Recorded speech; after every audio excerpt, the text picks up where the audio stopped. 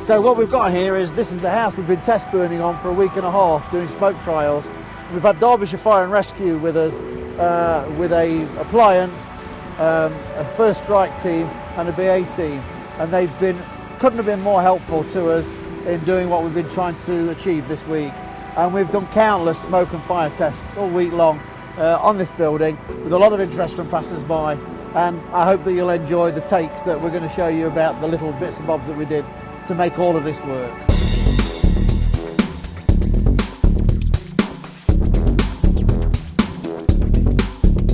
This is the first time that these trials have been undertaken in live fire situations in houses. Okay, that's the first one. On a monthly basis, one of our community dies as a result of fire. Nowhere is exempt.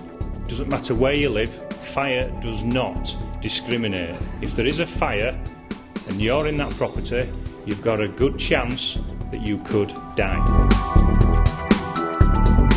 Even if you're outside the room of origin, you can be overcome by smoke and the toxic effects of the fire.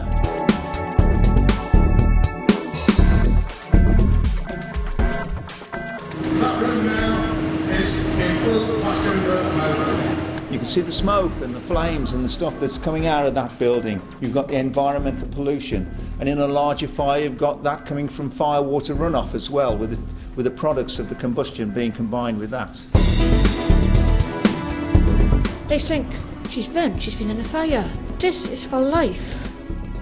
I was burnt when I'm 11. I've got to stay with this until the day I die.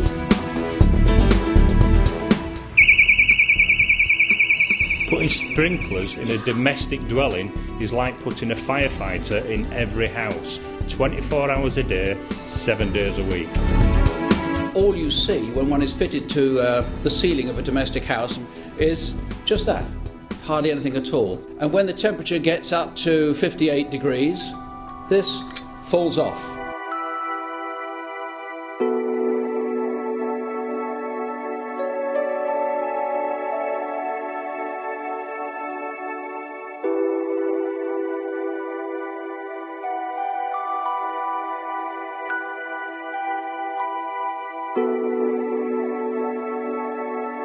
We're back in the building where yesterday we did the uncontrolled fire event. You can see the devastation all around me. Imagine being in bed disabled, the only smoke detector going off. You know that's your death warrant. But if there was a fire sprinkler in the house, what's the worst that's going to happen? You're going to get drenched. So, fire downstairs, sprinkler goes off, controls the fire, keeps the gases to moving, and I won't be out of the building in complete safety. We're looking at how we can ventilate the escape route in the building, so that those trapped on upper floors have the opportunity to stay put until it's safe to get out, one way or another, and that's what we're trying to achieve. There's never been a multiple fire death anywhere in the world in a building fitted with a working sprinkler system designed for the purpose intended. That's a fairly major statement, but it's a fact. If you want to make a house default to safe, then the way to do it is, if there is a fire, it just extinguishes itself. It's so obvious.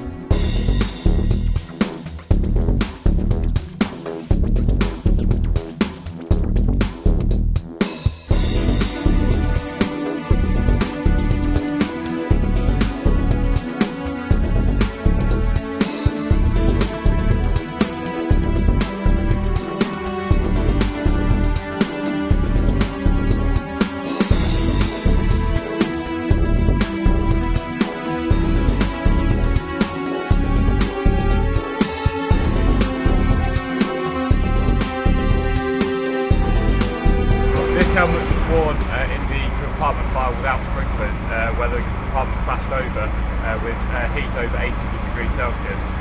The white helmet was worn in the sprinkler compartment, where the fire was controlled at suppressed. You can see the difference.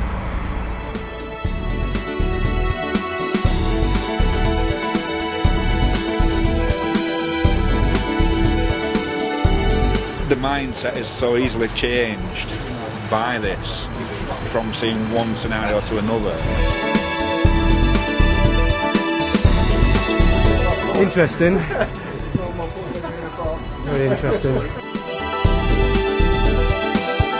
We've got similar growing enthusiasm in Norfolk, Suffolk, East Sussex, Nottinghamshire and Staffordshire, and indeed Greater Manchester, where the Fire Authority have taken a similar decision that they will seek legislation to fit sprinklers in all new domestic dwellings. I can't wake up tomorrow and have normal skin again. What's more important, money or human cost? But let's protect the community for generations to come. I like that one better.